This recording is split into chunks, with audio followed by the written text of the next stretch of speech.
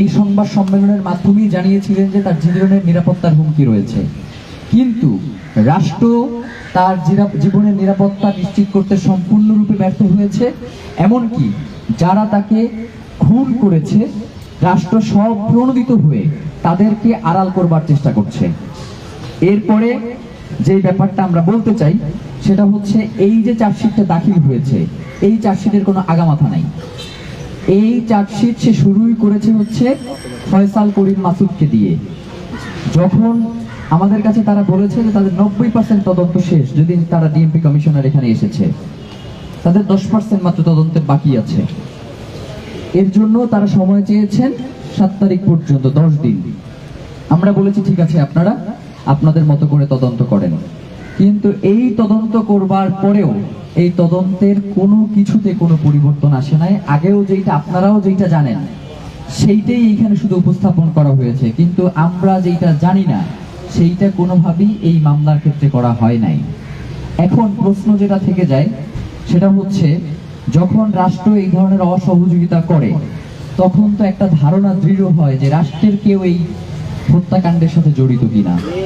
আমরা স্পষ্ট করে বলতে চাই যে শহীদ ওসমান হাদির হত্যাকাণ্ডের সাথে যদি স্বয়ং প্রধান উপদেষ্টা ডক্টর মোহাম্মদ ইউনূসের সম্পৃক্ততা থাকে, এর সুষ্ঠু বিচার হতে হবে।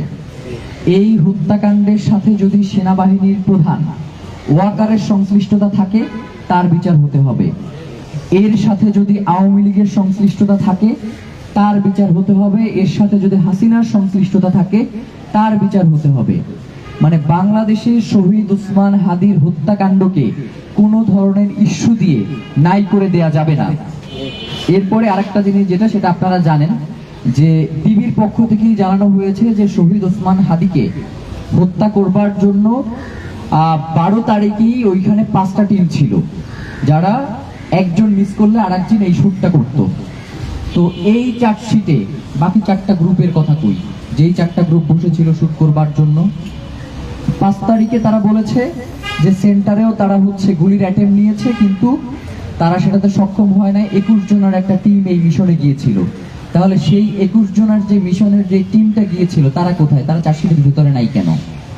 এখন আমাদের যেটা আসলে কথা সেটা হচ্ছে, শহীদ ওসমান হাদি আমাদের মতো কোনো সাধারণ, অবশ্যই একজন সাধারণ জনগণ, কিন্তু ব্যক্তি বিশেষে অনেক সময় তিনি রাষ্ট্রের অনেক গুরুত্বপূর্ণ জায়গায় চলে যান। যেমন বাংলাদেশের নাগরিক হিসেবে খালেদা জিয়াও সাধারণ নাগরিক, অন্যান্য যারাও রয়েছেন তারাও সাধারণ নাগরিক, কিন্তু ব্যক্তি অনেক সময় গুরুত্বপূর্ণ স্থানে চলে যান।